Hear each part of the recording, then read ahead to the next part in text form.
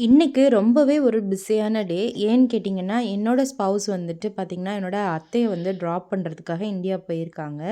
So, அதனால பார்த்திங்கன்னா, நானும் என்னோட 2 குழந்தைங்களும் தான் இருக்கோம். அதுவும் இப்போ என்னோட வீட்ல வந்து நியூபார்ன் பேபி இருக்கிறாங்க அப்படின்றதுனால, ரொம்பவே பிஸியா போச்சு. ஏன்னா, குழந்தை வந்து தூங்குற நேரம் மட்டும் தான் நம்மளால வந்துட்டு வேலை செய்ய முடியும். அவன் முழிச்சிருந்தான் அப்படின்னா, கண்டிப்பா வேலை செய்யவே முடியாது.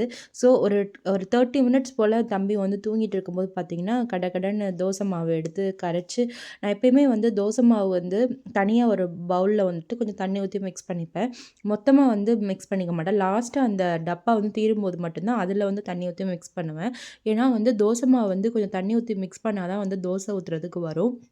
ஸோ, அதனாலேயே பார்த்தீங்கன்னா, நான் இந்த மாதிரி வந்து ஃபாலோ பண்ணிக்குவேன். ஸோ, எனக்கும் பாப்பாவுக்கும் மட்டும் தான் தோசை அப்படின்றதுனால பார்த்தீங்கன்னா, ஒரு 4 கரண்டி தோசை மாவு, அதுக்கப்புறமா வந்துட்டு ஒரு 1/2 கப் தண்ணி ஊத்துனா, ஒரு 5 தோசை கிட்ட வருங்க. பாப்பாவுக்கு வந்து ஒரு பெரிய தோசை, ஒரு குட்டி தோசை சாப்பிடுவா. நான் வந்து ஒரு நார்மல் சைஸ் வந்து ஒரு 3 தோசை வந்துட்டு சாப்பிடுவேன். அப்படியே என்னோட பாப்பாவுக்கு வந்து எப்போ பாரு டேபு, டிவியே பார்த்துட்டு இருந்தா கண்ணு கெட்டு போயிரும் அப்படின்றதுனால பார்த்தீங்கன்னா, அவளுக்கு கொஞ்ச நாள் ஏதாச்சும் எழுத குடுக்கலாம் அப்படின்ட்டு, தமிழ்ல வந்துட்டு வவல்ஸ் ஆனா, ஆவனா, அதுக்கப்புறம் வந்துட்டு 1, 2, 3லாம் வந்து அவள வந்து நான் எழுத சொல்லியிருந்தேன். அவளும் எழுதிட்டு இருந்தா. அவ எழுதிட்டு இருக்க நேரத்தில பார்த்தீங்கன்னா, தோசை வந்து நான் ஊத்திட்டு இருந்தேன். ஸோ மத்தியானத்துக்கும் நம்ம வந்து காலையிலேயே சமைச்சுக்கணும். தம்பி எப்போ தூங்குறானோ, ஸோ அப்போ வந்து செஞ்சு வச்சுக்கிட்டா நல்லது. அப்புறம் மத்தியானம் அவன் அழுதான் அப்படின்னா, கண்டிப்பா நம்மளால சமைக்க முடியாது. ஏன்னா, 2 கையில வந்து நம்ம வெஜிடபிள்ஸ் விடணும். ஸோ அதனாலேயே பார்த்தீங்கன்னா, நான் மஷ்ரூம் இதெல்லாம் வந்து காலையிலேயே வந்து வெட்டி வச்சிருந்தத வந்து டொமேட்டோ வந்து கையிலேயே வந்து நான் மசிச்சுக்கிட்டேன். இந்த டொமேட்டோ கிரேவி வந்து ரொம்ப ரொம்ப சிம்பிள் தான். கொஞ்சமா ஆயில் ஊத்திட்டு, டொமேட்டோவ வந்து அதில போட்டு அது பச்சை வாடை போற அளவுக்கு நம்ம வந்து நல்லா ஒரு 5 மினிட்ஸ் வந்து கொதிக்க விடணும். அப்புறம் இது பார்த்திங்கன்னா, என்னோட அத்தை வீட்டுக்கு வந்திருந்தப்போ சட்னி வந்து எங்களுக்கு அரைச்சு குடுத்துட்டு போயிருந்தாங்க. உன்னால குழந்தைங்கள வச்சுட்டு எல்லாம் பண்ண முடியாதுன்னு சொல்லி, ஒரு 3 டேஸ்க்கு இந்த சட்னி வச்சுக்கோ அப்படின்னு சொல்லி ஃப்ரிட்ஜில வச்சு குடுத்துருந்தாங்க. ஸோ தோசைக்கு வந்து அத தான் ரெடி பண்ணிக்கிட்டோம். ஸோ தம்பி தூங்கிட்டு இருக்க நேரத்தில தக்காளியும் பார்த்தீங்கன்னா, அந்த மஷ்ரூம் கிரேவிக்கு பச்சை வாடைலாம் போய் ரெடி ஆயிடுச்சு.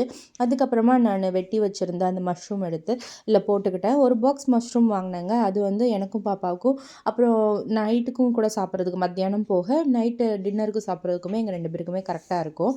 ஸோ அந்த மாதிரி வந்துட்டு ரெடி பண்ணியாச்சு. ஸோ அது கூட பார்த்தீங்கன்னா, கொஞ்சமா சால்ட்டு, அப்புறமா வந்துட்டு சிக்கன் பவுடர். நீங்க என்ன சிக்கன் குழம்பு வாங்க பவுடர், அதாவது சக்தியா இருக்கட்டும், ஆச்சியா இருக்கட்டும், எதுவா இருந்தாலும் சரி, அது வந்து ஒரு 2 ஸ்பூன் போட்டுக்கோங்க. அவ்வளோதான். மொத்த கிரேவிக்கே தேவைப்படக்கூடிய விஷயங்கள் இதுதான். லாஸ்ட்டா வந்து நம்ம கிரேவி மாரி வரணும் அப்டின்னா, கொஞ்சம் தண்ணி ஊத்தணும். ஸோ டோட்டலா பார்த்தீங்கன்னா, ஆயில், அதுக்கப்புறமா ஸ்மாஷ் பண்ண டொமேட்டோ, அப்புறம் கட் பண்ண மஷ்ரூம், அதுக்கப்புறம் வந்துட்டு சிக்கன் பவுடர், அடுத்ததா வந்துட்டு சால்ட்டு, கொஞ்சம் தண்ணி அவ்வளோதான். இப்போ வந்து இது வந்து எல்லாமே வந்துட்டு ஒரு 10 மினிட்ஸ் கொஞ்சம் நல்லா வந்து சிம்ல வச்சு நல்லா வந்து வேக விடுங்க. மஷ்ரூம் வந்து கொஞ்சம் சாஃப்ட்டா ஆகுற வரைக்கும் நல்லா வேக விட்டுட்டு, அதுக்கப்புறமா எப்பவும் வந்து நான் மாவு வந்து சுத்தி இருக்கிறதெல்லாம் வலிச்சு ஃப்ரிட்ஜுக்குள்ள வச்சுருவேன். ஏன்னா, சுத்தி இருக்கிறதெல்லாம் அப்படியே படிஞ்சு படிஞ்சு பார்த்தீங்கன்னா, அந்த மாவெல்லாம் வேஸ்ட் ஆயிரும். ஸோ, அதனால பார்த்தீங்கன்னா, அது அந்த மாரி ஆகக்கூடாதுன்றனால எப்பயுமே ஃப்ரிட்ஜுக்குள்ள வைக்கும்போது பார்த்தீங்கன்னா, அது காஞ்சு போகாம இருக்கிறதுக்காக மத்த மாவு கூட சேர்ந்து அத வலிச்சு வச்சுருவேன். நல்லா ஹேண்ட்லாம் வாஷ் பண்ணிவிட்டு அத வந்து நான் வலிச்சு வச்சுருவேன். ஸோ, ஃப்ரிட்ஜில வந்து ஸ்டோர் பண்ணிட்டோம் அப்படின்னா, ஒரு வாரத்துக்கு வந்து மாவு வந்துட்டு வரும். ஸோ, ஒரு டைம் அரைச்சோன்னா ஒரு 7 டேஸ்க்கு நம்ம வந்துட்டு யூஸ் பண்ணலாம். 7த் டே வந்து மோஸ்ட்லி வராது. ஏன்னா, காலியாயிடும் 6த் டேவே வந்துட்டு. அப்புறம் அந்த மஷ்ரூம் கிரேவியும் வந்துட்டு மத்தியானத்துக்கு ரெடி ஆயிடுச்சு. எங்க பாப்பாவுக்கு மஷ்ரூம் பார்த்ததுமே ஒரு ஆசை வந்துருச்சு. ஸோ, அதனால வந்து எனக்கு தோசைக்கும் மஷ்ரூம் கிரேவியே குடுங்கன்னு கேட்டா. ஸோ, அவளுக்கு கொஞ்சோண்டு தக்காளி சட்னியும், அப்புறம் நெறையா மஷ்ரூம் கிரேவியும் வச்சு 2 ஓகே. தோசை வந்து குடுத்தாச்சு.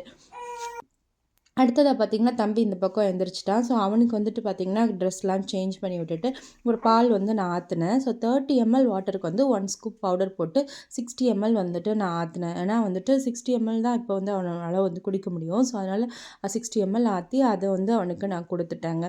ஸோ, அவ்வளோதான் அவன் எனக்கு குடுத்த டைம். ஸோ, இப்படி பால் குடுத்ததுக்கப்புறமா கொஞ்ச நேரம் அமைதியா இருந்தான். அப்போ அவன தொட்டில்ல படுக்க போட்டு வெளிய போய் பார்த்தா, ஒரே மழை. 3 நாளா தொடர்ந்து இங்க மழை பெஞ்சுட்டு இருக்கு. இங்க பாருங்க எவ்வளோ தண்ணி இருக்குன்னு. அப்போ எவ்வளோ நேரமா பெஞ்சிட்டு இருக்குன்னு பார்த்துக்கோங்க. ஸோ துணி கூட பார்த்தீங்கன்னா, சரியாவே வந்துட்டு காயல. வீட்டுக்குள்ள தான் எடுத்து வைக்கணும்னு நெனைக்கிறேன். அப்புறம் பிளான்ட் நம்ம நடலாம் அப்படின்னு சொல்லிட்டு நானும் 2 டேஸா யோசிச்சுட்டு இருக்கேன். இந்த மழை பெய்யறனால ஒரு இன்ட்ரெஸ்ட்டே வரல. சரி இன்னைக்காவது நம்ம அந்த மண்ணெல்லாம் எடுத்து நம்ம பண்ணணும்னு சொல்லிட்டு, கடையிலேருந்து ஏற்கனவே வந்து செடி வளர்க்குறதுக்கான காம்போஸ்ட் வந்து வாங்கி வச்சிருந்தோம். அது வந்து ஒரு 40 லிட்டர் பேகு. இது மண்ணுக்கு பதிலா நம்ம யூஸ் பண்ணலாம். அது எல்லாத்தையும் நல்லா உதுத்து விட்டு தான் நம்ம வந்து செடி போட முடியும். ஏன்னா நம்ம வந்து உதுத்து விடாம போட்டோம்னா ரொம்ப வந்து கெட்டியா இருக்கும் மண்ணு. செடியால ஈஸியா வந்து வளர முடியாது. ஏற்கனவே வந்து இந்த சீட்ஸ்லாம் வந்து ஒவ்வொரு தடவையும் கடையில பார்க்கும்போது வாங்கி வச்சிருப்பேங்க. இதெல்லாம் வந்து நான் இந்தியால இருந்து ஆர்டர் போட்டது. யூடியூப்ல நீங்க வந்துட்டு ஆர்கே பட்ரைன்னு சொல்லிட்டு ஒரு சேனல் நீங்க பார்த்துருந்தீங்க அப்படின்னா, அதில வந்துட்டு அவர் மாடி தோட்டம் வச்சிருப்பாரு. அவரே வந்து சீட்ஸும் கூட செல் பண்றாரு. ஆன்லைன்ல ஒரு வெப்சைட் கூட இருக்குங்க. ஸோ அதில போயிட்டு தான் நான் வந்து அந்த தண்டுக்கீரை விதை, அதுக்கப்புறம் கிரீன் சில்லி விதை, வெண்டைக்காய் விதை, புடலங்காய் விதை, அதுக்கப்புறம் பார்த்தீங்கன்னா, இந்த அ கொத்தமல்லியோட விதை, இதெல்லாம் அப்புறம் கத்திரிக்காய், நாட்டு கத்திரிக்காய் விதை. இதெல்லாம் வந்துட்டு இங்க அயர்லாண்டில கிடைக்காதுன்றனால, சரி வீட்ல வளர்த்து பார்க்கலான்னு வாங்குனேன். அப்புறம் இந்த மேன்ஜ்ட் அவுட், அதுக்கப்புறம் ப்ரொக்கோலி, அப்புறம் வந்துட்டு லெட்டூஸ், பார்ஸ்லி இதெல்லாம் வந்து நான் இங்கே இருக்கக்கூடிய கிராசரி ஷாப்பில் வாங்கினேன். இங்கே பார்த்தீங்கன்னா இந்த மாதிரி சீட் டேப் மாதிரி கொடுப்பாங்க. சரி இதை வந்து இப்போதைக்கு நம்ம வந்து நட வேணாம். ஏன்னா இதுக்கு வந்து கொஞ்சம் ப்ராடான ஒரு பாட் வேணும் அப்படின்றதுனால இதை வந்து நான் இன்னைக்கு நடலை. அதுக்கு பதிலாக நான் என்னென்ன பிளான்ட்ஸ் நட போகிறேன் அப்படின்னு பார்த்தீங்கன்னா, பிரிஞ்சால், அதுக்கப்புறமா வந்துட்டு லேடீஸ் ஃபிங்கர், அப்புறம் கொஞ்சம் கொத்தமல்லி, அடுத்ததாக க்ரீன் சில்லி, அப்புறம் வந்துட்டு பார்த்திங்கன்னா இந்த மேன்ஜ்ட் அவுட். இது எங்கள் பாப்பா வந்து நான் ஒரு 2, 3 விதை சூஸ் பண்ணுறேன்னு சொல்லிட்டு அவள் சூஸ் பண்ணி அவளும் கொஞ்சம் செடி வந்து நட்டா. நாங்கள் வந்து எங்கள்கிட்ட பாட் வந்து ரொம்ப அதிகமாக இல்லை, வீட்டில் இருக்கிற பாட்ஸ் வச்சு தான் நடணும் அப்படின்றதுனால ஒரு பாட் வந்து நல்லா பெரிய பெயிண்ட் பாக்ஸ் வந்து இருந்தது. ஸோ அதில் வந்து நாங்கள் பார்த்திங்கன்னா 3 சீட்ஸ் போட்டுட்டோம். நல்லா அதை வந்து டிவைட் பண்ணிக்கிட்டு இந்த சைடு இந்த சீடு, இந்த சீடு இந்த சீடு அப்படி சொல்லி நாங்கள் வந்து டிவைட் பண்ணிக்கிட்டு ஒரே பாட்டில் 3 விதமான விதை வந்து பாப்பா கையில் கொடுத்து போட சொன்னேன். ஸோ அவளுக்கும் வந்து இதெல்லாம் வந்து கற்றுக்கணும் அப்படின்றதுனால.